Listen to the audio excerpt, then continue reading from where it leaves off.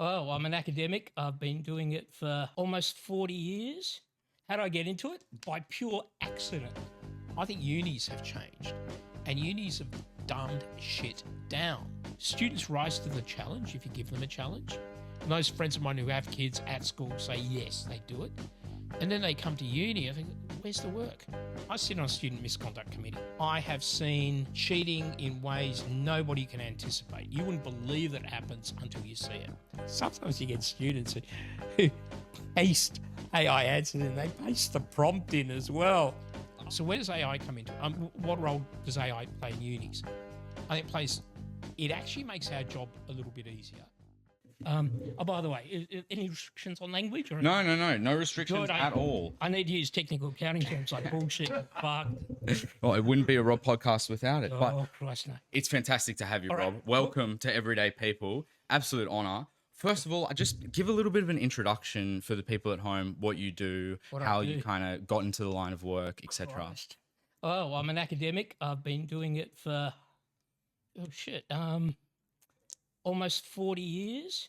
How did I get into it? By pure accident. Like my parents always thought education's important, but they never really pressured me. I went out and I worked for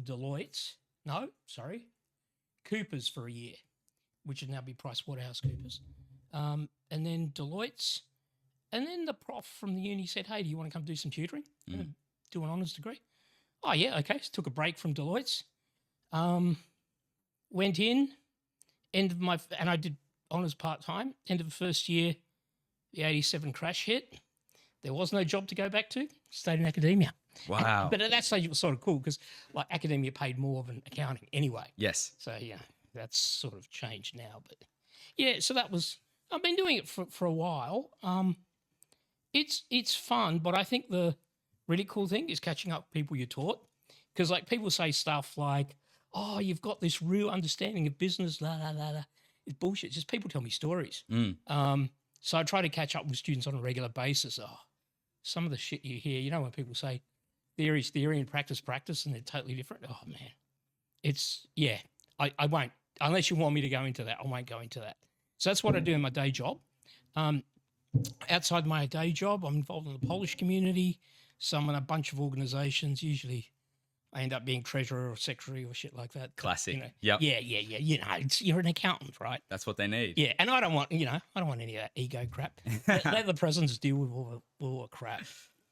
No, I understand. Give me 1 second, Rob. We're just going to fix this camera Yeah, up. sure, Is cool. it good? It's good? Yep. Sorry, continue on. Yeah, no, it's good. I don't want to know how much your equipment cost you, but that's never. It's actually pretty cheap. Like these cameras are only $500 each, Oh, which is cool. pretty okay. And then all the other stuff is maybe like $4 or $5 grand altogether. The laptop's the expensive one. Yeah. We've got to have a decent laptop to be able to run everything. I'm just totally not up with the tech. Like, as I said, I used to do radio programs years ago, and yeah, we used to do discos and shit. And that was, but it's all high tech now. I mean, it's a lot more compact than we used to use. Oh, even the music is more high tech than ever. It's completely digitized. If it's not, Oh yeah. Well, that's the good thing. You don't have to actually set up a record, and you got a turntable here, turntable there, and you just let it play. That's sort of really cool. No, I Yes, that's it. That's my life. Turned 60 last year, so, and my super balance my super balance is awesome. roaring So, along. yeah, roaring on. So I'm sort of thinking about retirement. And I think, like I could go now, but there's a whole ton of shit happening at UTS, and I figure I got elected to council, which is like the board, and I figure I can say anything I want because what can they do to me? I'm financially okay. And there's a lot of younger people there that are in a position that are pretty screwed up, and the decision making screwed. We can go into that if you want, but so I'm basically trying to fight the good fight for the institution, and that's like taking most of my time last few months. I'm burnt out, absolutely exhausted. Yeah. Well, I do want to touch on your plans for retirement. I think that'll be a great conversation. But before I do, I think we do have to talk about the issues going on at UTS Yeah. in some capacity, in some detail. Yeah. So where do we start with this type of stuff, Rob? What do you think is the best breakdown for everyone at home? I mean, let me just make it clear. I'm not going to disclose anything that I hear in council because I can't. But to be absolutely honest, and here's the problem, I don't actually hear a lot in council. Being on the governing body of UTS means the good part about it, there are people there that come in from business. You talk to them, the meetings are run well. The bad part about it is they don't engage. UTS sent me to the Australian Institute of Company Directors course, which was sort of shit I knew, but you go to those things not because of learning about accounting. It's about learning about people's experiences. That was sort of cool. And one of the things you learn there is you don't take what your CEO says at face value. You never should. And you guys might be too young. I don't know if you remember HIH Insurance. There was a guy called Ray Williams who had the board wrapped around his finger. He ended up going to jail. Some of the other directors ended up going to jail. When I joined the UTS Council, that's the first thing I thought, that the CEO has these people wrapped around his finger. Now, they're all decent business people, but they don't question. Sorry, let me be careful. Their questioning, to my mind, is perfunctory. They don't make any independent inquiries. One of the first, or at least not as far as I can tell. The first thing I did when I joined was I went around, talked to all the deans, talked to the heads of school, because I didn't want my vision or my understanding of what a uni is to colour decisions that I was making. None of them seemed to do that. I said to one of them, oh, look, some professors think it'd be really cool to talk to some members of council, get an academic perspective. And this person said, oh, no, I don't think that would be appropriate. Wouldn't it be appropriate to understand the organisation you're running? Shit. So that's part of it. Up until 2017, UTS had annual town halls where academics would get a chance to talk to council. That no longer happens. These people are totally divorced from actually what happens in the university. And the problem with that is people have very selective memories, right? You think you know what uni's about. I had a guy once write a first year textbook for me, and he hadn't taught first year for 20 years. And it was not the best textbook, to avoid using any technical accounting language. It wasn't the best textbook. But it's because he remembered all the good things about teaching first year, but not all the problems that you face. And I think this is the problem here. People don't understand the institution. So, I mean, I'm old school. In the old days, councils or boards were elected by the academics, alumni and students. And you can say that sort of sucks because people have this view of what academics are. They're all useless pricks, etc. That's fine. I'm happy for people to buy into that. But the point is, if you've got a bunch of if you've got a bunch of people who aren't doing their jobs, how do you get control of the institution? Politically. You lobby politicians to do whatever. So clearly that's the place we're at now. We've got politically is the way we play this game. If it was academics running it, hey, maybe they might notice some of the problems earlier. So that's the big picture. The detailed picture is our Vice Chancellor is an engineer. He thinks organisations are machines. He thinks that you can do multiple things at once. And central planning has failed. How many central planning economies failed? You can't have about 5 or 6 bits of information in your mind at one point in time. Yet there's this idea that I can control the entire institution. It's got to be uniform, top-down, centralised. And they don't even know some of the consequences of the changes. I had somebody approach me from Faculty of Science. Sorry, stop me. I'm going to rant. No, please. Somebody approached me from Faculty of Science and said, look, we've got 800 items of equipment. We've got 4 people look after this. 2 of those people are going to be canned or redeployed or whatever the fancy language is. Yes. So that equipment, where safety matters for teaching and research, is no longer going to have appropriate support. This was brought to the attention of a senior executive whose reply was, oh, I didn't know that. Right, here's the problem. They don't understand how it works yet. They're changing it. And the problem comes down to the following. They're changing everything at once instead of incremental change. When we start talking about problems like this and the way that you're breaking them down, they seem very obvious. It seems like And it seems like the question doesn't become, what are we doing about the problems? The question becomes, is this a lack of competence, or are they doing this on purpose for an agenda, a reason? Is there political lobbies behind this that are influencing Yeah. the choices being made instead of academia actually running it for the benefit of the uni and the students? Yeah, look, I'm I wasn't a conspiracy theorist until about 3 minutes ago. No, I don't think there's any of that. Like, I mean, I think people do stuff. People on councils do stuff because it makes them look good. You know, the annoying thing about going to the Australian Institute of Company Directors course is they emphasise what role non-profits play on your portfolio of directorships. So the idea is you're on unis and stuff like that to enhance your credibility so you can get for-profit directorships elsewhere. It's about hobnobbing with the glitterati and getting other jobs. You know, that's not to say these people aren't genuine, because I know I'm going to be sitting across them from a table in about 3 weeks. But you know, I think that probably explains part of what happens. I don't think there's a conspiracy. I think the problem is, how do I put it? Some people think they know more than they know, right? Engineers and doctors are particularly good at that. I mean, why are most terrorists engineers or doctors? Because right and wrong are black and white. Whereas in the humanities and in accounting, you know, it's sort of everything's got your shades of grey. So they think they know what they're doing, and they think they can control everything. And they probably, on the one hand, they probably genuinely think they're doing the right thing. I don't even know that anymore. Does any of the finance justify it? I've just written a rant. I've got to do a submission into our consultation process. It's a rant. Tomorrow it will be polite. Today it was angry. And in that rant, I say the numbers don't matter.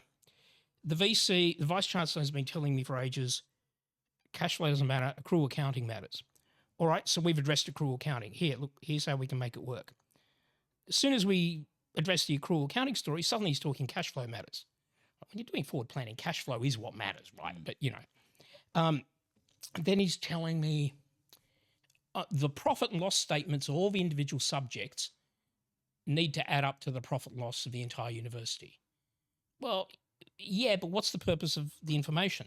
If the purpose is decision making, then in the short term, fixed costs don't matter.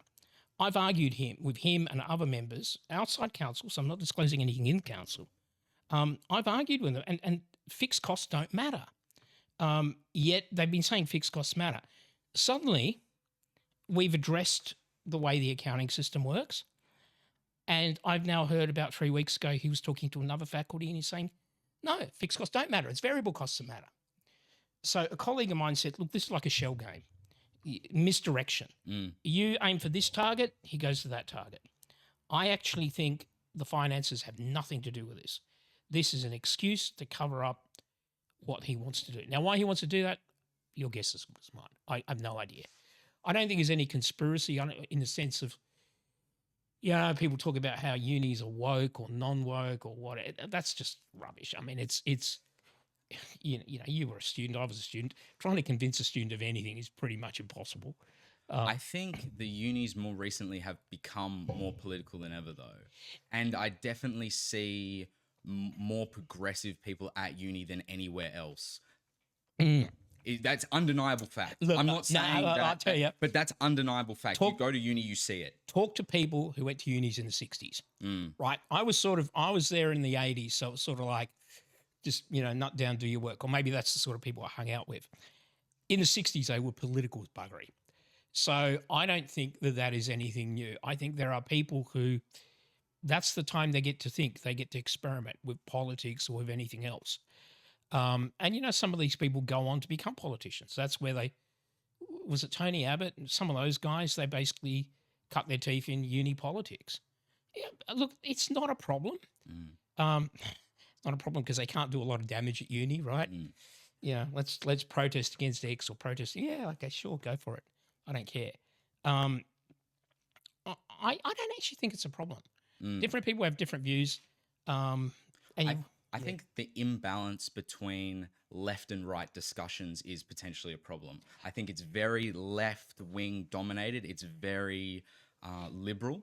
And I Yeah. think, I don't think that that's necessarily a big issue, but I think to kind of, live in a world where both sides can be discussed openly Yeah. and one can make up their mind for themselves is a better scenario than Yeah. sort of just one thing permeating all the institutions, not just UTS. Yeah. This is UNSW. This is the uni system. But It's left. I think what you've got to do is you've got to understand that students' attitudes, yeah, you're going to have more of them. Would you have more on the left, or are they louder? Academics really don't give a shit. I mean, to be honest, some people who are in particular areas that might be perceived as progressive, and I'm all for that. Just because we're exploring ideas, but I don't think there's any indoctrination happening at unis. Um, I think you're probably right to an extent that the left tends to be louder. But again, it's probably more self-selection than indoctrination. People get attracted to something, and it's like you have these views when you're younger, you experiment with them, and you move away from them. Like, I think when I was in my 20s, I was a Republican. sorry, in the let's have a republic sense. Yes. I thought, why can't the day have 10 hours instead of 24? All this over-rationalization of stuff. And then you realize, you know what? It doesn't matter. There's cool things about the way things are done. I don't care what I think about the royal family. Republicanism isn't about the royal family. It's about our system of government. Mm-hmm. Having royal family is awesome because you don't pay for them, right? Other side of the planet, the only time you pay for them is when they come out. Cool. And the rest of the time, they're out of your hair. But I'm actually also a believer. I think I've become, when I was younger, I didn't care. Now I actually like it because I like the idea that a head of state is not a politician and they're trained from birth. God forbid we should become the US. But then again, other presidential republics like Germany and Ireland work. So ranting about politics. No. But what is your personal political stance? Where do you stand now? This is where I'm screwed up. I used to be a member of the Liberal Party, but it was always confusing for me because I was either going to be a left-wing Lib or a right-wing Labor person. Because I actually vote depending on issues. And I voted Liberal most of my life until the last two elections I voted Labor. And I voted Labor two reasons. The Liberal Party is so fucked up at the moment. Actually, voting for the Labor Party the first time was my way of doing the Liberal Party a favour. Saying, get your shit together, move back to the centre, capture the middle. They clearly haven't learnt their lesson, so I voted for Labor twice now. But the beauty of a compulsory voting system is you have to capture the middle. And the Libs, I don't know what's going on in their heads. They bring out these American political consultants where politicking is about getting out the vote and not convincing the rational middle. I actually think that's a good thing about Australia, that it's really hard to screw this place up. I was actually talking to somebody, former student who works at Sydney Uni now, talking about screwing things up, comparing UTS to Sydney because they're also going through some changes. When I was at Sydney for 3 years, I hated it because it seemed like a bureaucratic nightmare. In retrospect, I actually have a great lot of respect for Sydney Uni because it's so bureaucratic, no one person can fuck it up. By the time you get a change, you're gone.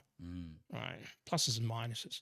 So politically, I'm okay. If I had to summarise it, socially progressive, but if you have different ways of achieving a given outcome, if you can have a market-based way of achieving that outcome, it's always going to be more efficient, more effective than any other way of achieving it. Agreed. And if there isn't a market, create one, like carbon trading, for example. And then, actually, this goes to the UTS issue. One reason UTS is so screwed up at the moment, the faculties used to be profit centres. So you saw your revenue, you saw your expenses. And if that gap was getting too small, the faculty would adjust. You'd adjust what you do, how you do it. So they're self-correcting systems. With an objective function, they respond to one clear objective function and they make the decision that's best for them. So what business would do might be different than what engineering does because circumstances are different. Of course. So giving people objective functions which they optimize works. And that's why I think autonomy, or in this case, a sort of pseudo market, gets you better outcomes quicker. One reason I think UTS isn't such a problem at the moment is because if we had both price signals, so cost and revenue, and we saw our discretionary spend for conferences go down, we would have made these adjustments. So whoever got rid of us at profit centers, and profit is not, I don't mean it in an evil sense that everybody has to make a profit. If we had a music school, I have no problem subsidizing them. I have no problem subsidies going to education or health. I mean, business makes a lot more money than the others, and part of a uni is this social mission. So no problem with cross-subsidization. I'm not saying everything has to be profitable, but by being a profit center, the decisions are made at the level where people have the most information. So, yeah, so going back to politics, that sort of reflects my view of the fact that, it doesn't matter what you want to achieve. You can achieve some weird lefty outcome, some weird righty outcome, but if you choose a market to do it, or you structure a market to do it, you achieve it more effectively than you would if you tried to regulate the hell out of it. Because regulations always have unintended consequences. So politically, God, I never thought I'd have to actually articulate that.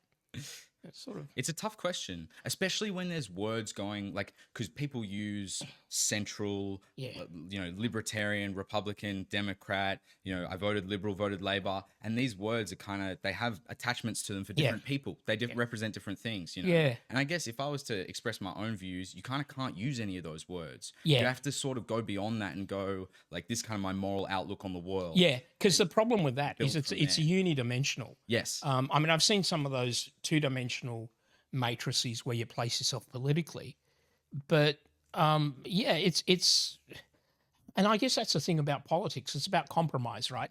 How much do I want this outcome, and what am I willing to trade off to achieve it?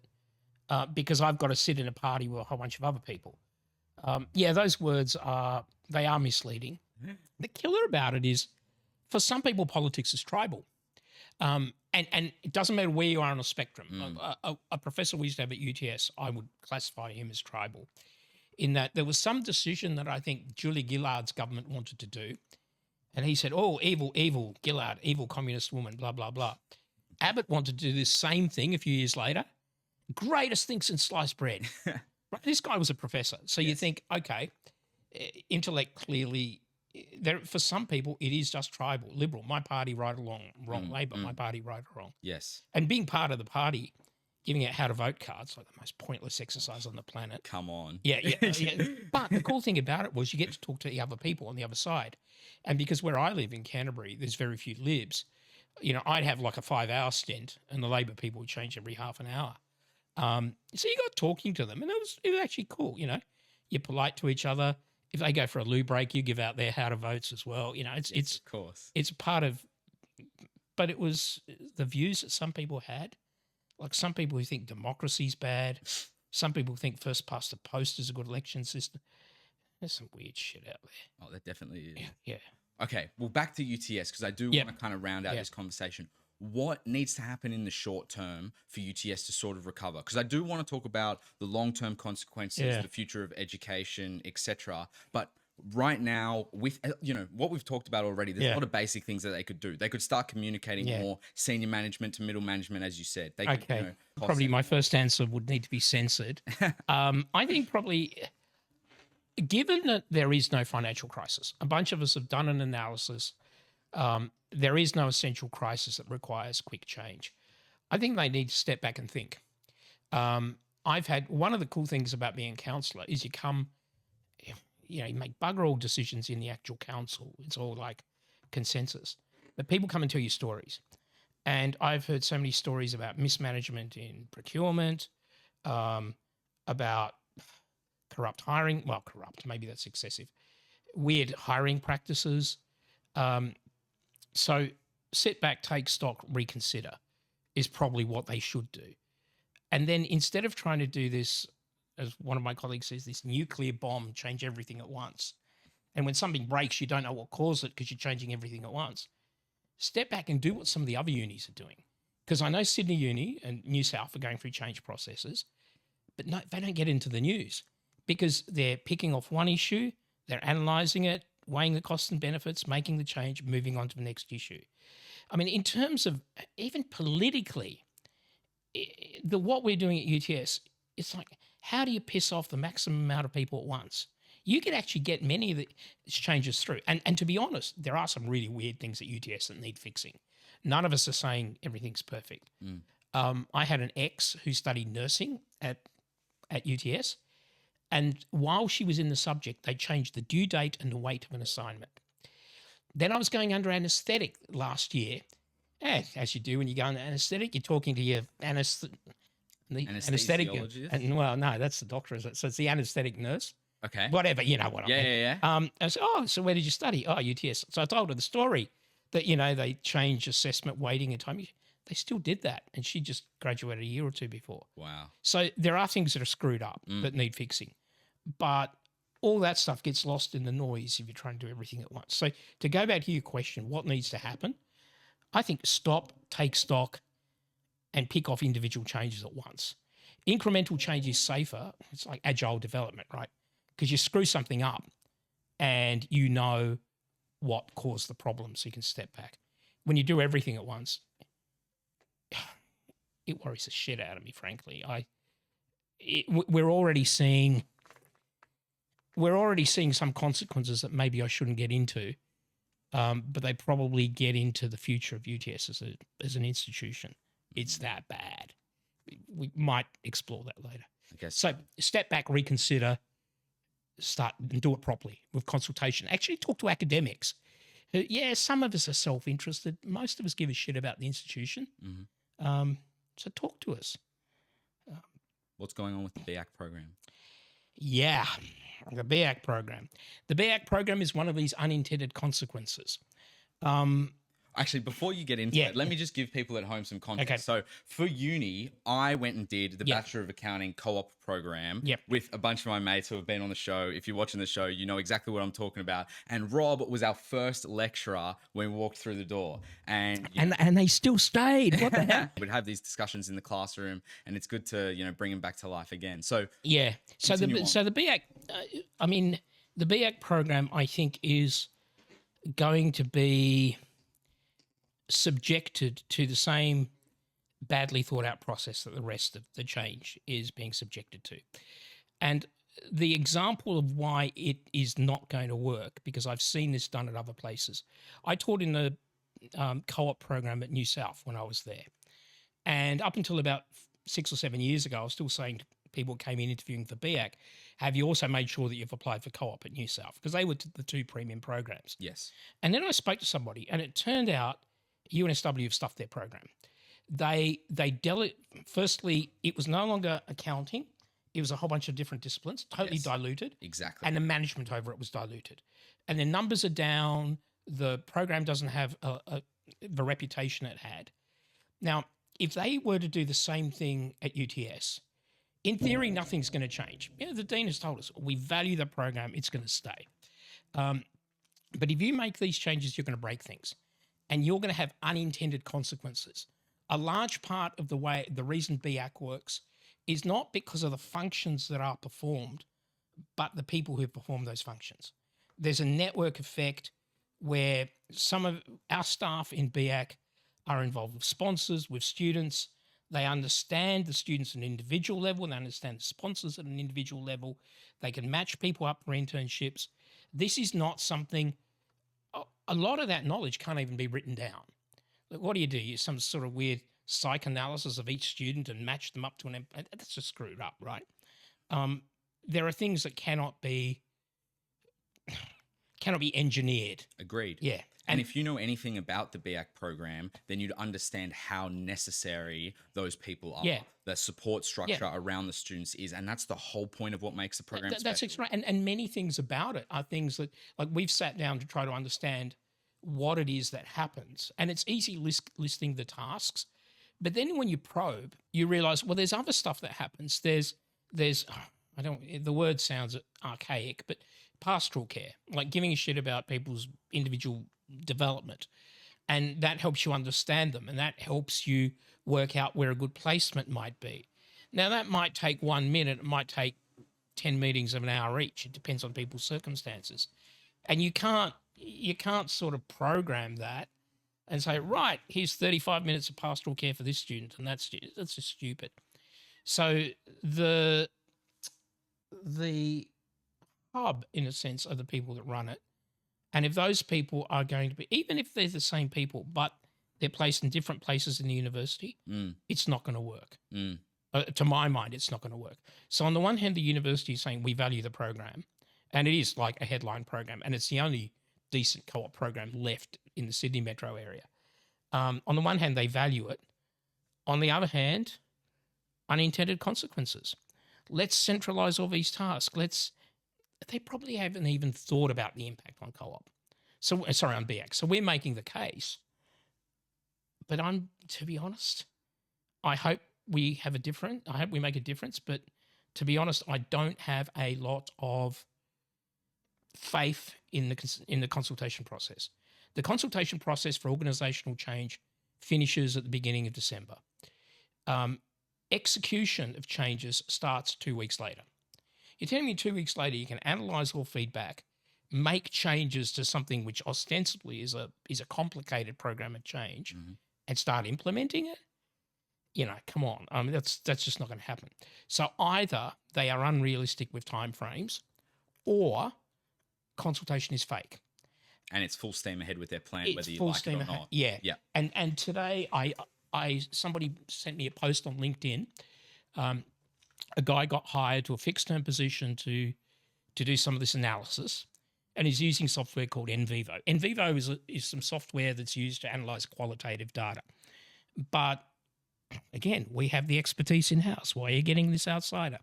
Turns out that with NVivo, you can sort of gerrymander stuff. If you set up priors saying, here's the 7 categories we want to know about, and you set them up smartly so that all the negative questions go into category 7, you can then come out of that process and say, well, across 6 out of 7 categories, members of the university support the change, right? So unless the data is released, which I suspect it won't be, I can't say they're going to fake it. I'm just saying I have little faith in the process. And I think many people around the university are coming to realise, as I said earlier, the financial rationale I don't think is there. The consultation process, many people would argue, is non-genuine. So we as academics naturally assume that rational discourse and logical argument will change things. It won't. It's the whole point of academia. Yeah. The whole point is about thinking through things. We are now in a situation where presumably the only way of affecting change is political. Problem is I'm not a politician, right? I don't know what to do. There's a New South Wales Upper House inquiry that kicks off this week, and a bunch of us have got an alternative analysis of the finances, and we're going to be questioned. I don't know what questions we're going to get asked there, but I do know I'm also going in as a council member, so presumably they're going to be asking us questions about what we know. But I'm going to leave that for the politicians. I mean, it's out of my area of expertise. And one thing you learn in life is, if something's out of your area of expertise, you're doing the client a disservice unless you recommend somebody who it is in their area of expertise. So it's, I don't know. I'm a naturally pessimistic individual. So on that pessimistic route, yeah, if these changes were to occur, what does the future of the BAC program look like in your opinion? I'd say look at the co-op program at New South. Turns out Macquarie had something. I didn't even know they had one. It's probably got diluted a long time ago. That's the future. Look, I mean, if these changes did happen, and if I had dictatorial power, I couldn't stop the changes. But I could do anything else. I can the program. Simply because I would rather there be BACs out there with a reputation coming out of a good program than that reputation being diluted by some second-rate product. We had, and look, that's something that UTS has done. We used to run, what do we call it? An entrepreneurial MBA. Probably about 10 years ago, I taught entrepreneurial finance in it. Really cool. The students were fantastic. They all had great work experience. And we were going to run it, I think we were going to run it twice a year. We didn't have enough good students for that, so we ran it once a year. And then after about 3 years, we ran out of good quality applicants. So we canned it. And canning it made sense because it meant those people who got a degree from that program got a high quality degree from a high quality program. And it wasn't diluted by second rate, teaching or anything down the track. Mhm. So where do I see it going? I think I've answered it. I think I see it going where UNSW's gone to, which is probably not where I would like to see it going. And it's so sad because it really is the premier co-op program in the state. Yeah. And if these changes were to go through, it would just be a shame to lose that. One of the cool things about the co-op program, and again, I am not making any political recommendations, but one of the cool things about the co-op program, it's been running for so long. There are people who are BAC, whatever, you know what I mean. Whatever. We know what we're talking about. There are BACs out there who are senior now in business, pretty senior. Of course. Who have street cred. And I'm pretty sure they're not going to be sitting quietly. So that's where I hold some hope. I'm not encouraging anybody to do anything here. It would be inappropriate for me to do that. But I have a feeling there is going to be a meeting of the steering committee in the next few weeks. And they're already asking questions. And I can't answer those. Those are up to the dean to answer. And I don't envy her role either because effectively she was said, look, you've got a business school, you've got to fire this many people, make it work. Officially, it's probably dressed up in some other way, work out but really we want you to kill 25 people. So I would not want to be in her position.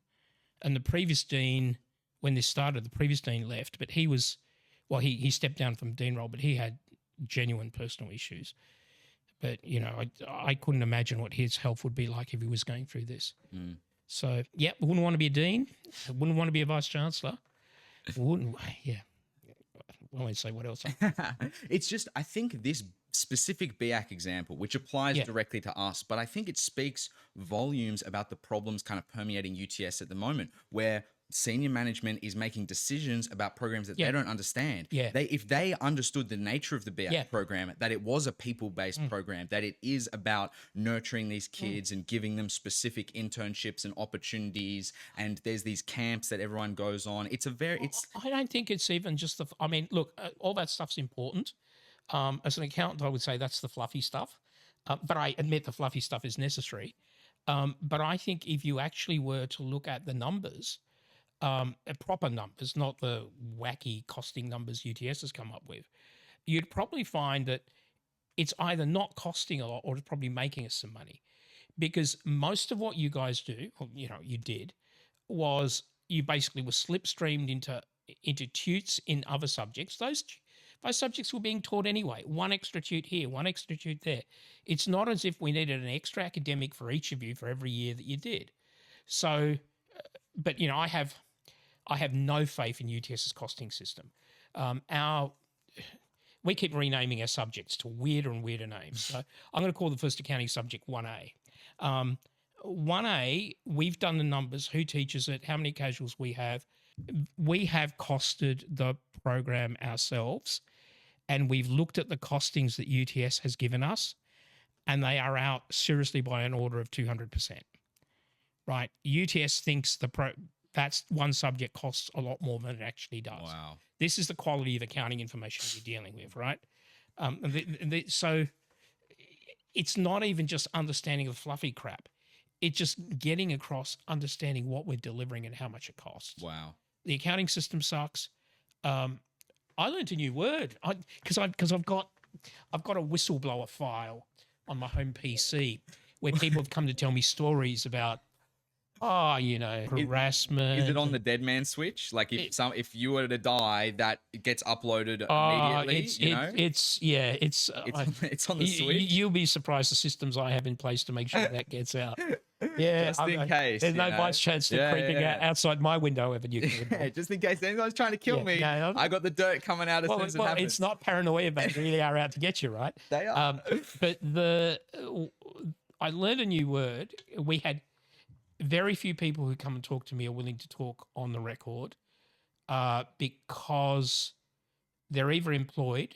So, in an ideal world, we're actually entitled to academic freedom. We can talk about the institution. Mm. In practice, if somebody fires you, they'll fire you for a different reason, right? So there are people who are very reluctant to talk about this.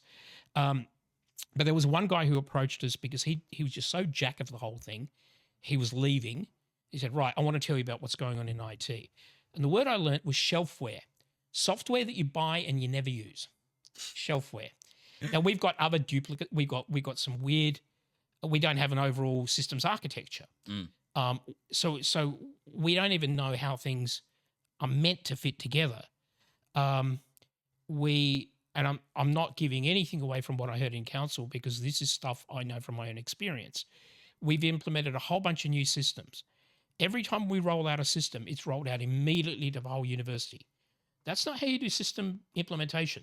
You roll it out, you see if there's anything's broken, then you roll it out more, then you get feedback. Yeah, right. Yep. So they've rolled out the student feedback system. It's screwed. I don't know if they've fixed it yet, but it's pretty screwed. The website. My colleagues go to the website and they're not listed in the department as if they weren't employed. But of course, we're all told that it's all great. So they're two examples of things that are totally screwed up. There's one or two they've got right. Yes. I mean, I have to be honest. But I don't know what they're doing. It's a mess. I guess. Oh, sorry, no. Yeah, no.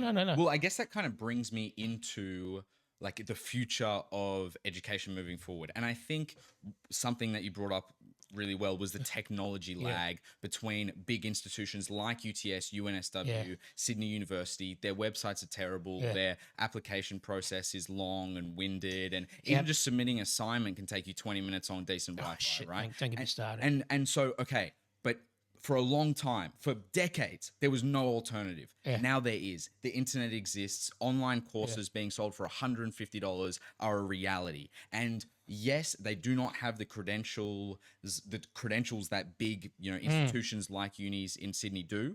But over time, where does this go? In my opinion, it's only moving in this direction, and it'll be better and better and better and become more and more credentialed, and unis will essentially cease to exist. I don't know on what timeline that happens, but I'd love to hear a response to that scenario. Let me push back. And I hate all or none answers in this sort of thing because everybody learns differently. I always try to give people multiple ways of learning because some people love textbooks, others love different ways of learning. And I think there is a proportion. Like if I was even more on the spectrum than I am and I could focus better, I could probably study the online stuff. I can't. I think for many people, social interaction matters. Example, I'm shit at watching horror movies.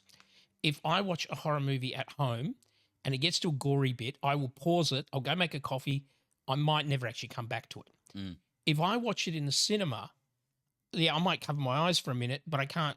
It goes back. As soon as I uncover my eyes, it's back. For some people, lectures are important because they cannot focus the same way on online stuff. I mean, I remember doing the CPA program. Oh, that was crap. This was the old days, right? They send you cassette tapes. Yes. It was like, you're 5 minutes in and some boring prick is talking about accounting. You think, shit, I'm going to sleep. It absolutely sucks. So, you can't focus. But if you're sitting in a room and this idiot's up there waving his arm around, all right, you might zone out for 5 minutes, but you're back. Exactly. And you still get 90% of it. Yes. So I think probably there are some things that are well done online, but there are some things where even if they're online, you need to be guided. In addition to teaching accounting, I've taught analytics. And with analytics, generally we're stuffing around with software.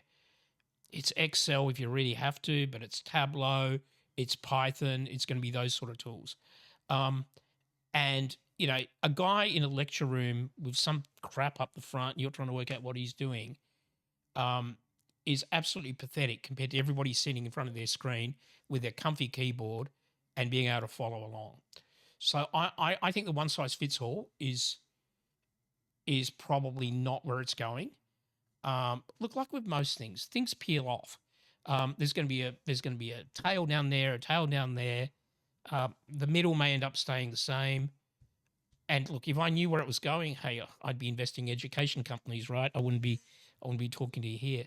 So the technology helps a lot. It also sucks a lot. And it's sometimes over relied upon. Like a few years ago, everybody was talking about blockchain. And generally the people talking about blockchain were people who didn't understand how blockchain worked. Duh. Well, same sort of shit with AI now, right? Mm-hmm. Most people talk about AI don't actually understand how it works under the hood. But AI. And we've got AI invigilation. So we've got these students who come in and they do their ProctorU exams and somehow AI checks them so they're not cheating. I sit on a student misconduct committee, appeals committee. I have seen cheating in ways nobody can anticipate. You wouldn't believe that happens until you see it. You got to tell us. You got to give us examples if you're allowed. Like, what's some of the craziest cheating? I'll give you an example that didn't come from that committee. Okay. But that goes to the heart of using technology. A colleague of mine was marking online exams, I think 2 years ago, and it happened to be just by accident that two students that were next to each other in alphabetical order had very similar answers. And he said, all right, I'll pull the video. He pulled the video. One of the guys was wearing glasses. And in the glasses, you saw a reflection of a second device, right? So there's a camera looking at the person. Are you doing anything dodgy? The camera didn't pick it up. The AI didn't pick up that there was dodgy stuff going on. But this person was, I don't know, Googling or whatever. They had a second device there. So the idea that technology somehow is a substitute for other modes of, I'm old school. The only valid form of assessment is an exam done by pen on paper while naked wearing a dog cone. Everything else is bullshit. Right now, clearly that's excessive. But one thing our Deputy Vice Chancellor of Education has said is she uses the word observable assessment. Now, her views as to what they are and my views may be different. But if I can observe the student doing the work, then I know it's their work. So I still have some of my colleagues have take-home exams. What the fuck's a take-home exam? If it's a license to cheat. That's what it is. Every single assignment at uni now, I feel like, is just like, okay, we're going to give you something to do, but you're now allowed to cheat. Or group work. I think you start on group work. But the thing about the whole take-home thing, it's just, why do you think you're assuming that everybody was, self-selection bias? There were 60 people in my third year accounting class when I was an undergrad. There were 6 of us that were nerds. There was a room called the Accounting Resource Centre. We spent all our time there studying.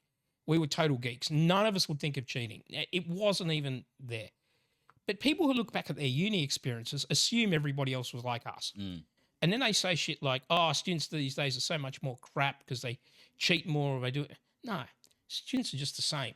The only thing that's changed is you're seeing more variety than your little narrow group of study geeks, right? So all that sort of shit has always happened. And the idea that integrity isn't being made worse by students. It's being made worse by universities allowing students to get away with this stuff. So I think a lot of us care about it. But the thing I've noticed among my colleagues is some of them are hopelessly naive. Last year we had an introduction to all the different AI tools you can have to do research. And some of these things are very specific. They're very good at analyzing stuff for you. And one of my colleagues, actually a professor in the corner, said, "Oh my God, do the students know this?" Dude, if you're only learning about now, students have been doing this shit for 2 years, right? Right?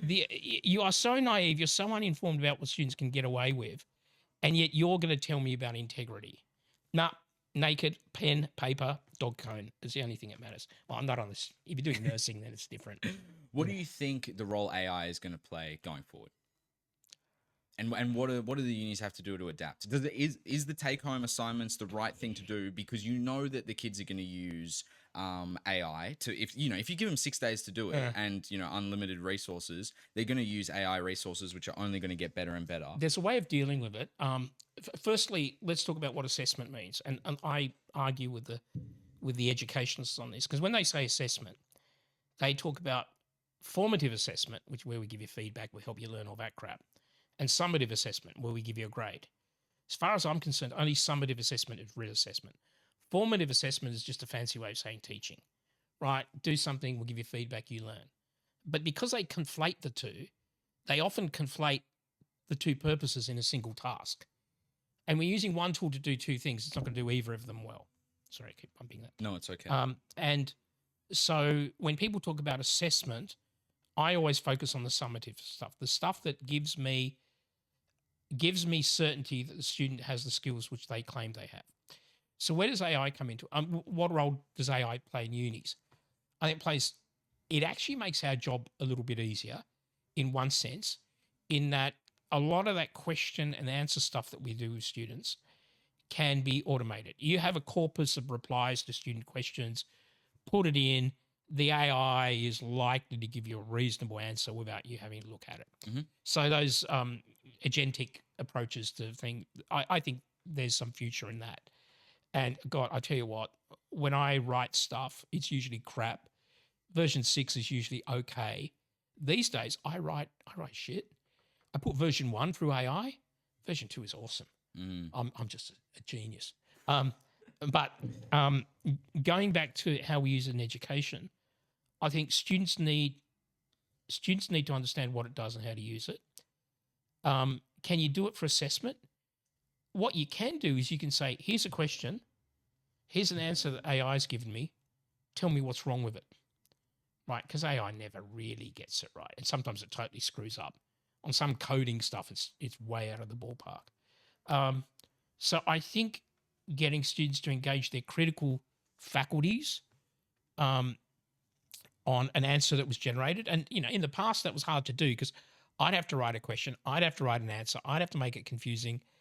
And then students would have to, deal with that. Whereas now I write a question, I get AI to give me an answer. That answer is usually going to be partly crap. And then I get students to assess it.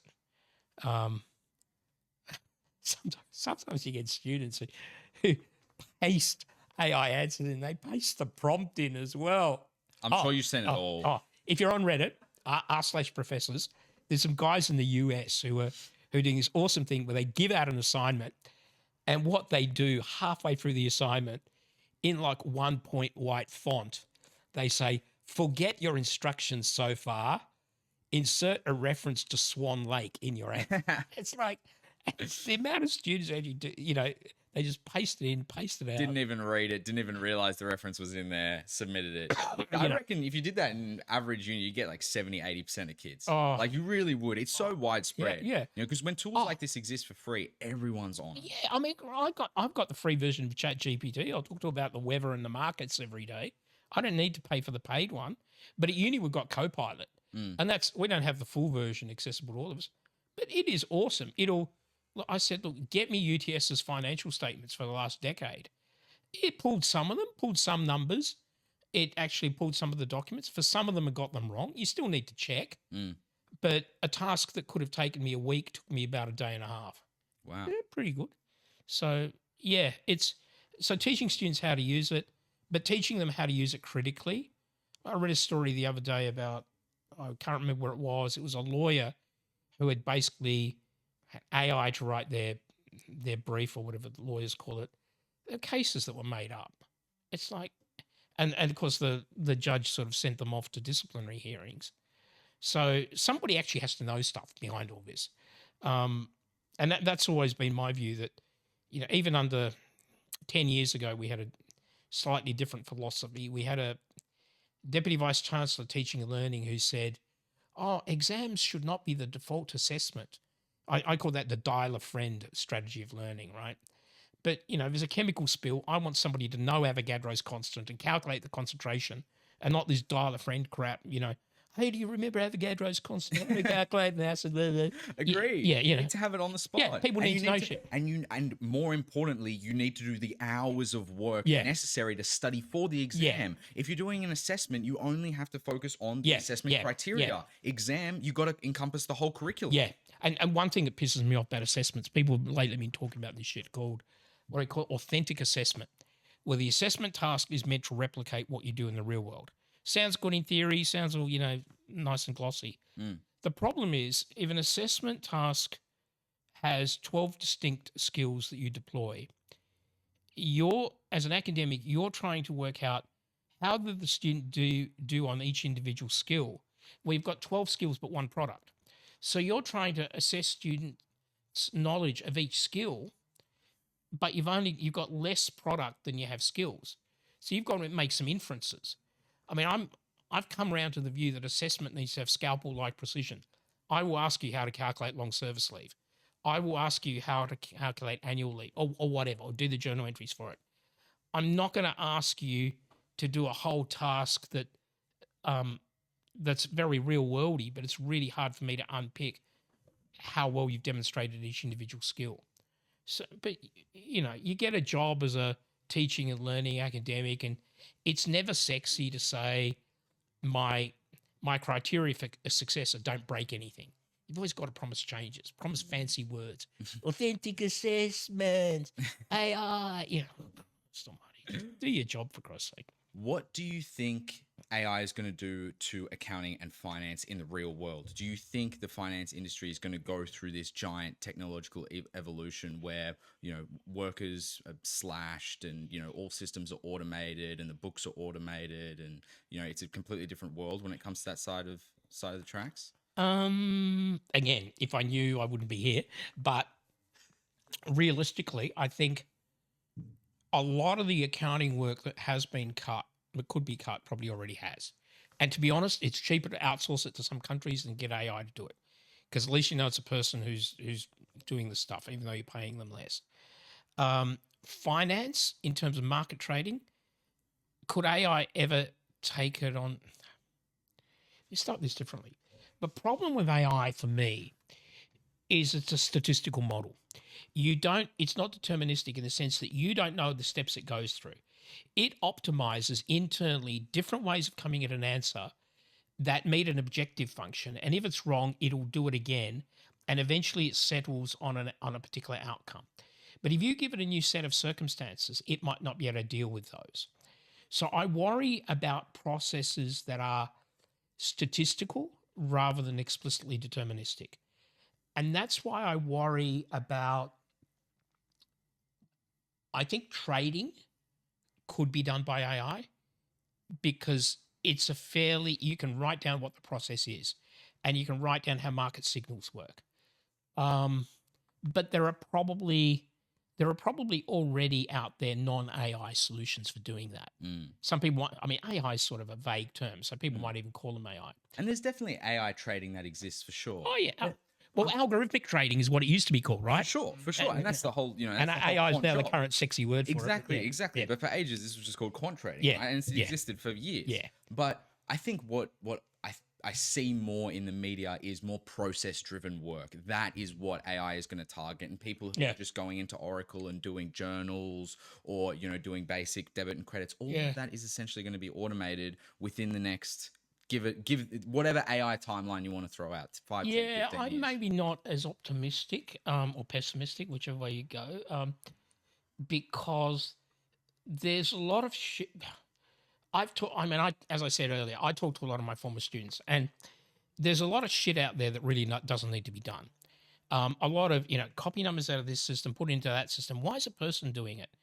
And sometimes you'll get people who make things more efficient.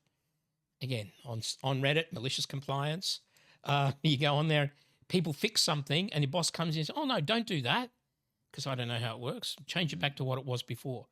But the amount of work that has been done out there, again, another ex worked for an insurance company and she had to do monthly reconciliations of an Australian company and another company.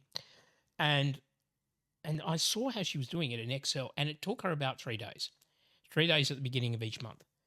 And I thought, I could automate this. I could get a script that runs over Excel that does the matching, gives you exceptions, reconciles 95% of it in maybe 10 minutes.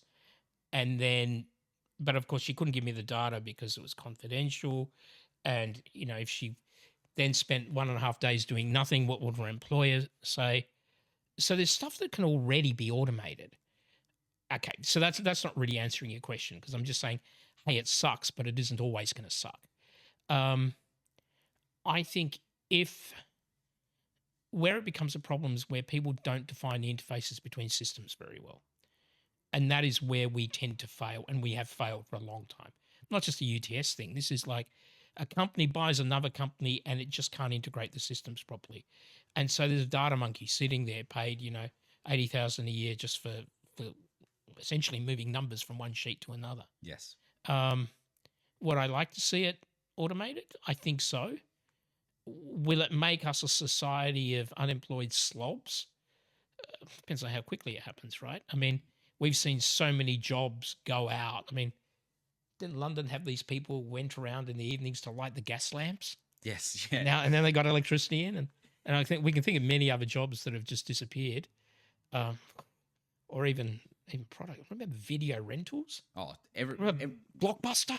that doesn't exist anymore. I think there's one left. I think one and closed. it's a museum. Yeah. No, I think there was one in Perth. I think that was the last one on the planet, and I think they might have closed last year. Oh, that's terribly sad. So when changes happen, I mean, change is not bad. I think what is a problem for me politically is when change happens too fast, because people who have trained for a given discipline suddenly out of a job. You're 55, you can't, not that you can't retrain. It's not 55-year-olds are idiots. Hey, I'm 60, so I'm an idiot. But it's because you have other shit happening. Your kids, you got, and the time you had to spend learning when you were younger is no longer there. So there's a social. This is coming back to progressive versus markets. We had a certain senior executive at UTS a long time ago, and this person is no longer there. And what this person did was always very frustrating to me. And my market side of my brain said, get rid of this person. My progressive side of my brain said, well, hang on, they're a person, they have a job, they've trained for it. And so I ended up coming with a slogan, which was, tell her to do nothing, and at the end of the year, give her a bonus for all the damage that she hasn't done. Win-win scenario, right? You're actually doing less hassle for the organization. You're treating the person as okay, you're not going to pay her forever. You say, all right, we'll employ you for 3 years. Go and find a job while you're doing that. And we've still, but then again, is it the role of an individual company that maybe can't afford it to do essentially social welfare? So who was it recently said that maybe we should tax AI for the jobs that? How would that work? How are you going to tax AI? Nah, Sam Altman isn't going to pay. No, that's he's not writing the check. Let me give you a solution to that I think would work. I used to teach in China. New South had a program there. We'd go to Guangzhou, we'd go to Beijing every year, teach some classes. It was great. Wow. Guangzhou program was sort of a bit average, not because I think the local uni there did crap marketing. The Beijing one was awesome. The students were great. They were probably earning more than me. I learned as much from them as they learned from me. Did they speak really good English? Their English was, most of them were pretty good. Okay. But going there, you get to know some of these people, and there's one of my students invited me round to her place. She and her husband it doesn't matter where they worked. They had a housekeeper who was a girl from Dongbei, the northeast of China. Okay. And this girl was working for them for an amount that was not expensive for them, but for her, it would be, a month was the equivalent of a year's salary.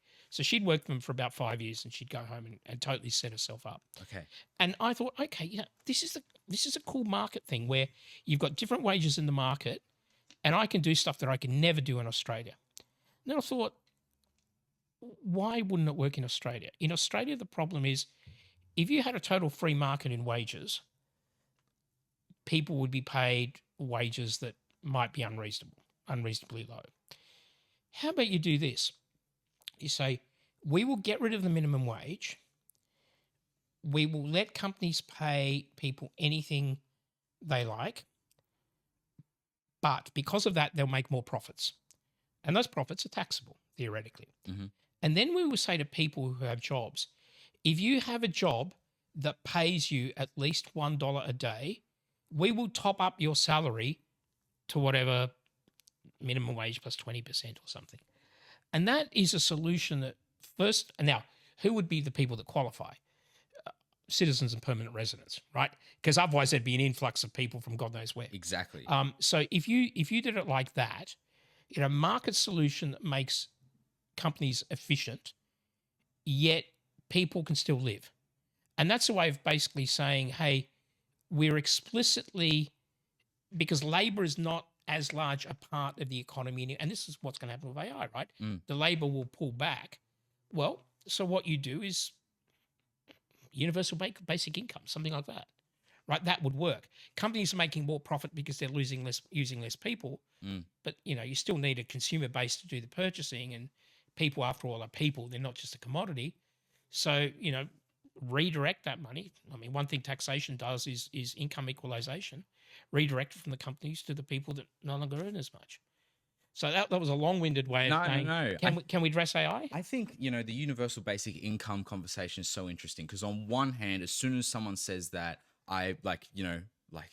just the communist ties to that scare me. And it's just instantly, as soon as I hear that, I'm like, that's not good because it could lead to X, Y, Z. We all understand that, that's essentially. Can I give you a response to that? Because Denmark tried something similar, and it wasn't a universal basic income. It was a way, and I don't know if they still do it. I think go back to first year microeconomics and remember we've got income effects and price effects. And if you give people a lump sum, it does not change their incentives at all, right? Because if I earn an extra dollar, I get to keep that extra dollar and I still keep my lump sum. So your incentives aren't changed. You just have that base amount. Now, the reason I mentioned Denmark was Denmark had this, last time I looked at it, so it may have changed it, I don't know. They had this thing where if you were on social welfare, in Australia, we talk about when people come off social welfare, they earn a job, they face a higher marginal tax rate because there's the effective tax on income plus your welfare being withdrawn. And sometimes that gets over 100%. There's a guy in Canberra who's plotted this stuff out. There are some elements where it's totally weird. What Denmark did was it said, if you're on social welfare and you earn an extra krona, for every extra krona you earn, we will give you 10 cents extra in your social welfare, up to a point. So you'd be earning extra. Your social welfare would not be cut. So it would actually be going up. But it would go up to a point where it would flatten. And then you keep earning, and then the social welfare will be cut. But by that time, the social welfare was such a small proportion of your income that it really didn't screw too much with your incentives. Now, that's sort of really cool, right? Because people have these warped incentives at low levels of income. And I've seen it. The HEX repayment is the most fucked one, where you're on this dollar, you pay 1% of your total income. You're on this dollar, you pay 2% of your total income. I've seen someone who was a school teacher who got a pay rise and ended up having less take-home money. It was just weird. So there are segments where it's really weird. But you can address that. It can be done. But, going back to your point about UBI, the thing about it is it does not change incentives because it's a lump sum. If it were tied to, if anything is tied to an activity, it changes your incentives for that activity. If it's not, and here's the problem. We always feel like your feeling of discomfort is what most people have. So then they say, well, let's put means testing on it. Let's make it so a millionaire doesn't get it. But every time you do that, you're bringing in more bureaucracy and you're actually going to have some unintended consequences. If you go UBI, you give it to bloody everybody. I don't care if you're the Murdochs living wherever, they get it. I don't care if you're, a poor guy on the street somewhere in, I don't want to stereotype suburbs, so I won't mention one. But everyone gets the same equal amount. Yeah. And that's how it has to be if universal basic income comes in. And otherwise, there will be those unintended that would consequences. That would guarantee a basic survival thing. I mean, since we're talking about that, the other thing, this was a chat I had with my Australian political economy lecturer back in 83. The thing that, when marginal rates change, incentives sort of change a bit. You can actually have progressive income without different marginal rates, right? All you do is, like, if you start here at 0 and you go up, then it's not progressive. Everybody pays the same proportion. Who says you have to start at 0? Start at minus 10,000, right? So you earn zero income, you get 10,000 from government. You earn 10,000, you might get zero from the government.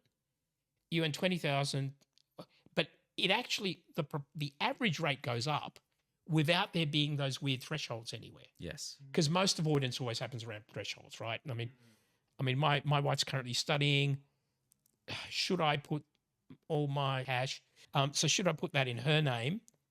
Yeah, I probably can't be bothered, but I probably should because her tax rate's lower. Yes. And, when we had the sales tax, I mean, the reason GST is awesome, we've only got 3 rates, right? 0, 10%, and input tax.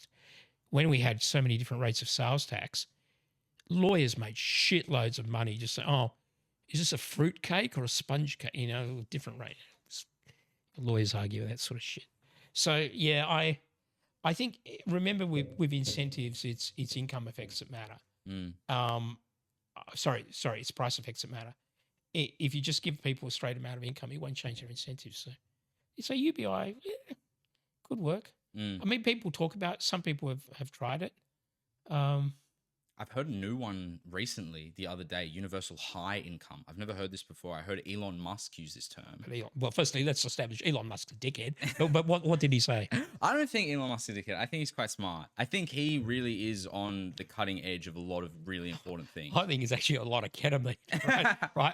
I mean, a lot of the stuff that he's in charge of was invented by other people.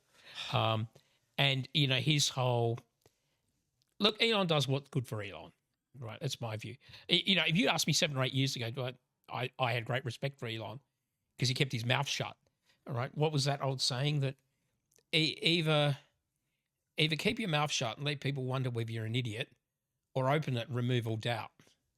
Elon's opened his mouth. I'm on the other side of the fence. Fair enough. Agree to disagree. Yeah, I think Elon's brilliant. Anyway, so what did he say? What was the high income thing? He believes that AI and robotics will lift the US economy so much that they're going to be able to offer universal high income to all citizens. So essentially, people there'll be mass unemployment because of AI, robotics, automation, etc.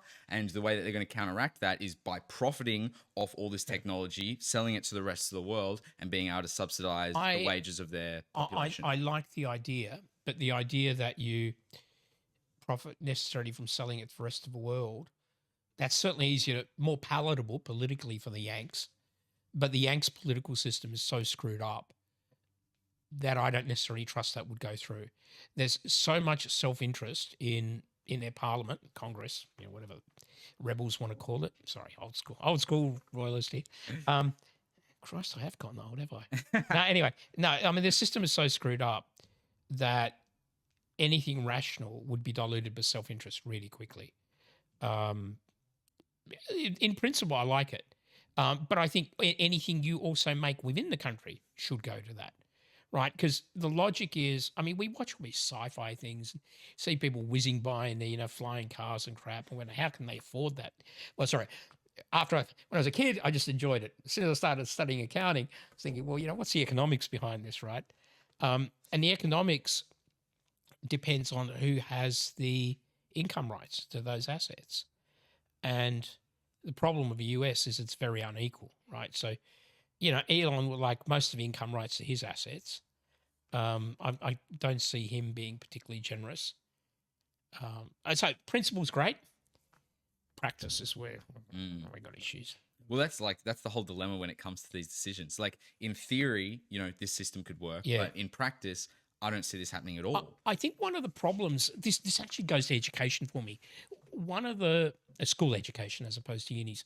One of the problems I think with making those changes politically is that people who are going to make those changes have incentives that stop them making them. So here's my view. This is going to be slightly radical. I actually believe private schools should be illegal. Like Finland, everybody should be entitled to the same education. Cool thing about that, and they shouldn't just be illegal. If you stand for parliament, if you have a child, they must be attending the closest public school. Or if you've had a child, they must have at all times attended the closest public school. Otherwise, you're not entitled to sit in parliament. And that would make sure that politicians gave a shit about the quality of public education. Sure. So we'd have something like Finland. Now, whether or not you agree with that, I personally think that would be a great outcome. I also don't want the traditions of private schools to disappear. I haven't thought it through that far. But how do you get that? You would not have politicians voting for that today. But people tend to think about passing laws in a very narrow way. Pull out the sting of incentives. So take a politician today. If they were to have a kid next year, when would that kid finish schooling? Let's be generous. This is 2025. So let's say 2046. So you pass a law that does that makes private schools illegal, and that requires politicians to their kids to be in the closest school, but you only make it apply from 2046, right? Then nobody has an incentive to vote against it now. The personal incentive's taken away, and you would consider the issue on its merits. Yes, you wouldn't have your answer straight away, but we're not revolutionary storming the barricades. We're trying to make a better society, and a better society means if you really think this is better, take away people's incentives from voting against it. How did we get onto that? Well, Politics being fucked. But continuing on from that, Yeah. it's kind of like the human condition prevents us from going to that next level. Like we're kind of stuck. Too many people with short-sighted assholes. Yeah, exactly. And then we're incapable from progressing in that way. Yeah, I mean, I think there are some people, like, didn't some guys get a Nobel Prize a few years ago for market design? Basically going to that issue I mentioned earlier, which is markets are often the most efficient way of solving a problem. And if a market doesn't exist in that problem, then if you can create one, it'll solve it more efficiently than any other way of doing it. So the fact that those guys came up with that's being used.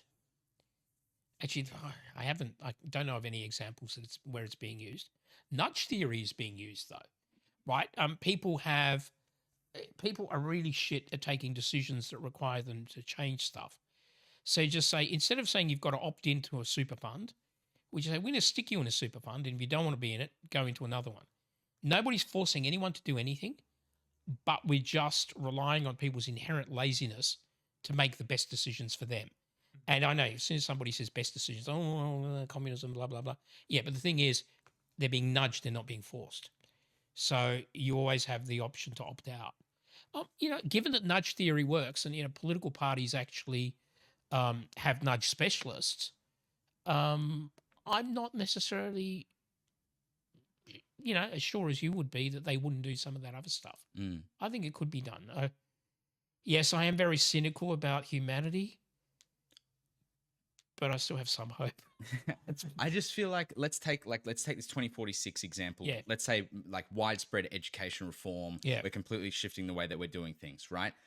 People aren't willing to think on that long of a timeline because money's involved, because these private education lobbies, pay well. Yeah. And politicians are not going to bend because they're not thinking about 20 years down the timeline. They're thinking about their salary right now and how much they're going to receive in donations for their campaign for re-election in the next 2 years. Yeah, that's actually a good point. There's no timeline. And so in my opinion, it's like the system's not going to fix itself because the system's fucked. Yeah. So the only thing that's actually going to happen is external forces coming in and overriding the system. And this is what I see sort of happening. Well, the school example's hard because you're probably not going to have an external party outsourcing kindergarten education.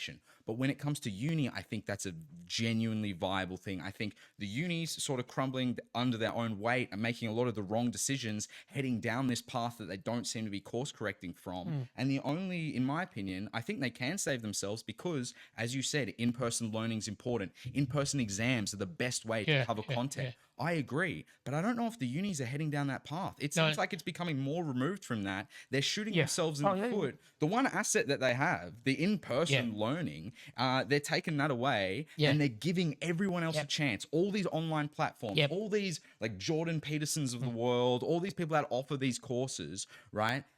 A chance to take over. Yeah, I think the problem there is like with most products where knowledge is being traded is students don't necessarily know what's best for them. And so you can't rely on students to go into the marketplace and make the right choice. And unis take advantage of that. They take advantage of the fact that, students do what they're going to do by default. a colleague of mine, a guy who was a tutor in a residential college when I first came up to Sydney. He's involved with, he's an IT guy over in WA, and he was actually came over for a conference at one stage. We got chatting. He was thinking, one of the weird things about unis is we do two things: we educate and we assess. And there's not necessarily a reason why we should do both things. Maybe our expertise is in education and assessment should be done externally, or maybe we should be assessing institutions and the education could be out. You get your education anywhere you damn well want. Like, it's my approach to teaching, right? I don't care how you study. Look, if you want to read the textbook the day before the exam, it sticks in your mind and you never come to a class, I don't give a shit, so long as you can demonstrate mastery of the knowledge. I sort of do give a shit, but I believe that students have different ways of learning. I actually I was on sabbatical a few years ago. I was at Oxford. I was talking to an academic at the Oxford, at Saïd Business School at Oxford. Oxford have this really cool way of doing exams. You got, let's say it's a 3-year degree. You got 9 terms. Term 1, you study. Term 2, you study. Term 3, you have your prelim exams. So exams on your first year. Terms 4, 5, 6, 7, 8, you study. Term 9, you have exams. The cool thing about that is it achieves 2 things. 1, the knowledge has to be deeply embedded, because the shit that you did in term 4, you've got to remember till term 9. 2, the exams that you do in term 9 can actually span multiple areas. They can actually go across multiple sets of skills. So that, I think, is really cool. It's a solution, but yeah, it's still fundamentally the uni thing. And I mean, most of my learning happened outside the classroom. It was a guy I studied with, first name's Paul. He was the youngest ever partner of a law firm in Tassie. Paul and I would do our accounting theory assignments, typewriters in those days. I'd write mine out. He'd write his out. We'd give them to each other to critique. And he'd say, yours is shit and his why it's shit. And I don't agree with this crap. And I did the same stuff to him. And then we'd go back and rewrite. And I might take some of his arguments on, but not other arguments. It was that interaction that was a large part of it. But who am I kidding? Most students don't do that, right? Most students just rock up. Yeah, here's my funnel, put the knowledge in my brain, I'm walking out. So, yeah, I have no strong views because I really don't know where we're going. I think part of the problem, though, is that unis think like and appear like businesses, whereas that's not what we're meant to be. We're meant to be communities of scholars, student scholars, academic scholars, alumni scholars, and we're all on the same journey and we're all in different steps, different places on it. And so, we're just here that we're further along the road and we help you guys move along the road a bit. And the idea that, it's us giving you a product and I hate that way of thinking. But unfortunately, that's a minority way of thinking. I wish, God, I wish it were like the good old days. Yeah, but it's never going to be that. But that engagement, what I think is the reason I'm a believer in lectures is you're partly entertaining and trying to engage people. And for some people, that's what they need. Other people, no, that's fine. I'm happy having 200 people and only 40 come to my lecture. The others think they can. The sad thing that some of those who don't come don't realize they need it. That's the thing that sucks, and they think they're going to motivate themselves in a week before the exam. Yeah, God, do unis have a future? You've asked me the question. I really don't know. Well, I guess pivoting off that, you've taught at UTS for multiple decades now. What has been the evolution? I know, sorry, but I'm leading into 17 years. Yeah, 1.7 decades. Thank you. Yeah, sorry, but what's the evolution you've seen in students over time? And not just from a technology perspective, because that's probably been the biggest change in their lives, but everything from a cultural perspective, from an academic perspective. To be honest, not a hell of a lot. Not a hell of a lot. I think COVID screwed things up because we ended up having people graduating who had the maturity of 19-year-olds. That was. Hang on, when did you do it? I was 2021. Okay, so I was right in the middle of COVID. Right, yeah. So BAC was sort of a bit. COVID sort of screwed people up a bit. That was one of the things. I actually think the problem is not, I don't think students have changed a lot. I think unis have changed and unis have dumbed shit down. I talk to college, my colleagues have these intense arguments about, oh, is an exam appropriate, blah, blah, blah. Whereas those are my colleagues who've got kids in school saying, look, my kids are swatting for these exams. They're studying. It's exams. There's no other way of doing it. That's just the way you do it. You demonstrate your skills. And they come to uni and we spoon feed shit. We've dumbed down, piss off a few people with this, but we've dumbed down our first year. We no longer provide a challenging experience. I worked my guts out in first year, reading everything, doing God knows how many problems a week. My economics lecturer was a sadist. I had to write an essay every 2 weeks. Shit. I was challenged. I failed my first ever accounting assignment, but I worked hard, and I don't think students have changed. I think students would be willing to work if we asked them to.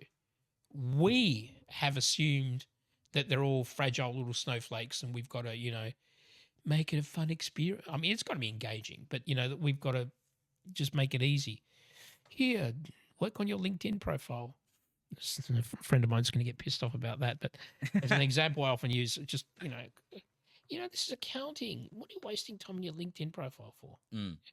So I don't think students have changed. It's the system's kind of changed around. Yeah. And they've evolved into it. They've adapted Yeah. into it. I'll give you an example. I think when I was teaching ASR, this might have been well over 10 years ago. UTS has a thing called UTS College. It used to be called something else, where students have an alternative pathway into uni. So they go to UTS College and then they get slipstreamed in the second year. And so what happened at UTS College was they were spoon-fed. Their hands were held a little bit more. And so they come into my subject, and about 40% of my subject was, and this was years ago, so it's probably changed, but 40% of my subject were people who really struggled. And I thought, oh God, we're just taking dumb students out of our program. And then I went, so it's 2012. I was in Bangkok, went there with a mate of mine for a week, and I was at the airport, and at the airport coming back, I met one of my students who was actually one of the ones that came in for UTS College. And I chatted with him, and it quickly became apparent to me he wasn't dumb. It's just that UTS College at that time had spoon-fed them so much that they weren't comfortable with the level of work we were requiring them to do. Now, UTS College has changed a lot since then, so I'm speaking about, many years ago. But I think students rise to the challenge if you give them a challenge. And those friends of mine who have kids at school say, yes, they do it. And then they come to uni, I think, where's the work? Right? So my view is students haven't changed, unis have, and I think for the worst. Wow. What's retirement look like, Rob? What are the plans? Retirement is going to be travel, I think. My wife and I don't have kids, so like when she's going to finish her. Hang on, if I don't get fired this year, after this podcast, who knows? If I don't get fired, I'm probably thinking of going at the end of 28. What I'm thinking of doing is 27. I'll have enough long service leave to take a whole year off, so that'll be my trial for retirement. Just travel a bit, hang out, see how my life refocuses. Then probably come back in 28 to make sure I've got both sides of the picture. Realistically, what I might do, I might not retire fully. I might actually scale down. I like hearing people talk about research. I like helping people out, and probably just fade out slowly. But I think travel, places I want to go, Polish community work, finding maybe get fit. I don't know. Maybe it's too late when I'm in mid 60s, but shit, it's never too late. It's never too late. And it's, arguably the most important thing. Yeah. Well, especially, it's either that or die of a heart attack or something. So, yeah, I keep meaning to go to aqua aerobics, but I just never signed up to the damn thing for 2 years now. My grandma does aqua aerobics and she loves it. It's fantastic. Yeah, I mean, the weird. I've always been sort of embarrassed to go to gyms and stuff because of how I look. But then I realized the other people there are probably look just as bad as me or worse. So it's probably not going to be a. No, I feel like most people in the gym understand the level of work it takes. And even the people that look good, they probably didn't Yeah. look good forever. There was a phase in their life Yeah. where they look shit and they've worked really hard to Oh. get there. Or they go the other way. My brother was into weightlifting in his early 20s. And he was like a typical weightlifting pinhead, like, big body, muscles everywhere. The head looked like a tiny little appendage on top. Actually, that's where he met his wife at the gym. But then he just scaled back. But at least he stays fit. Yeah, I think so. Get fit. Do some coding. Family history, which is something that I've keep meaning to get back to. I just haven't got back to it. Mm. And all the old generations died, but unfortunately, I've asked them all the questions I needed to. I've just got to sit down and choose software that doesn't suck. And every time you find family tree software, 10 years later, it changes and you're screwed. So I'm just going to do it all on paper. Wow. Old school. Yep. That's really cool. I've never met Yeah. anyone that's like, committed to mapping this sort Oh. of stuff with their family tree and Well, going it's- back and I looking think at the reason I things. want to do it is because, like, growing up as an ethnic means all your family's on the other side of the planet, right? So it was basically me, my dad, my brother, and that was it. And your family, your cousins, all that stuff, they were like literally on the other side of the planet. So family sort of is a little bit more important because it's so rare in a way. I envy people because there were some Polish community people and the Aussies in Hobart who had cousins nearby. I envied them. It was sort of really cool. But yeah, we didn't. So I've sort of got into that. And I think the hardest thing is actually when the old generation die, you have to establish contacts with the new generation. So I know the kids of some of my cousins or the kids of some of my mum's cousins. And it's like, okay, yeah, we're not that close, in terms of genes, but it's family. Yes. And it's, yeah, so I want to do that. I think probably one thing I'm going to do, like, is I don't know how long I'm going to do this, but maybe first few years I retire, spend 3 months of a year down in Tassie. That's where I grew up. Spend maybe 3 months a year in Poland, hanging out with family and just visiting shit. Spend a little bit of time traveling with my wife, depending on what she'll have with her job. Because, the problem with my wife and I is if I go to China with her, I'm playing on my phone while she's talking to her relatives in Chinese. And in Poland, it's the other way around, Yes, right? And she's playing on her phone. So we do a few things together. Yeah, God, it sounds pretty empty now you come to think of it. Travel, family treat, Polish community. I'm finally going to write that accounting software that I wrote some accounting software in the late 90s and it's shit. It's awesome, but if I coded that now, what I didn't know it was just I was such an idiot. Like it works, but it's spaghetti code. It's an absolute mess. It's not object oriented at all. It's just. But then you ask most programmers what is the worst code they've ever seen, and they'll say something like code I wrote 20 years ago. So I guess that's not a. Yeah, that's it, and just. Sure. There's a guy, I don't know if you've ever seen this. There's a Chinese Australian, but I think he's working in London, so he stopped it. He had a website called Completing Sydney. Ever heard of it? No, I haven't. Okay, so look it up. It's probably still online. Completing Sydney is he would basically every weekend go to 2 or 3 suburbs. He'd write them up, take photos, shove them on his website. And I think he'd done about 150, 160 by the time he left. And I think he probably may come back at some stage. So he's doing every suburb as opposed to, say, every train station. Yes. I would like to go to every train station in London. Wow. Oh yeah, it is there. Put that on the full screen, Carl. Let's have a look at this. Yeah. So. Oh, that's April 25. Maybe he's back.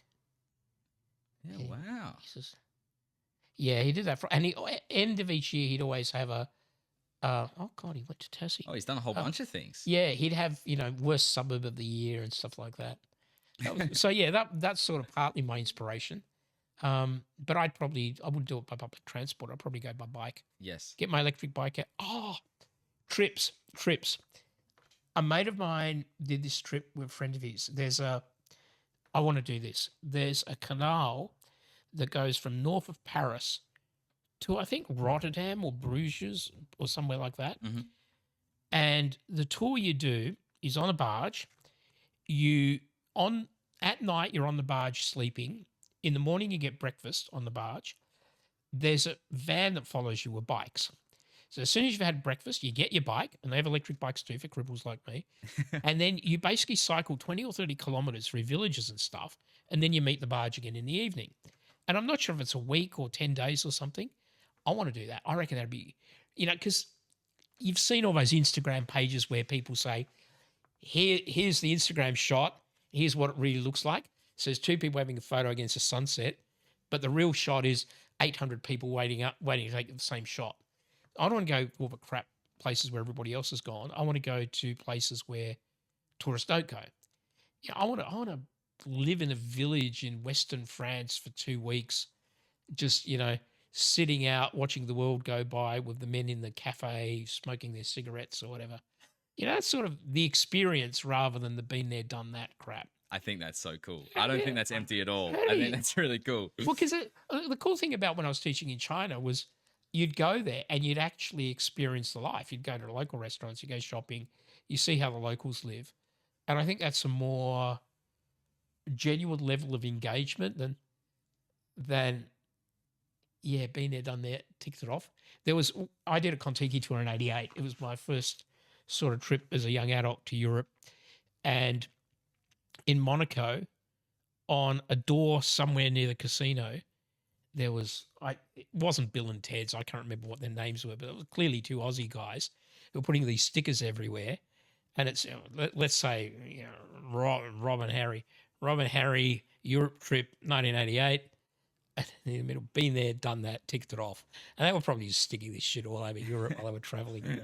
I'm not going to be that, I'm not going to vandalize a place like that. That'd be sort of cool. No, that's really cool. That's really cool. That's going to be my retirement. Yeah. That's a good answer. Well, I guess last question. You've been a source of advice for uni students for years. Yeah. What's one piece of advice that you give to uni students now, considering everything that we've talked about? I would probably, it's not so much advice, it's more you end up in unexpected places. Don't assume your career has to be what you think it's going to be.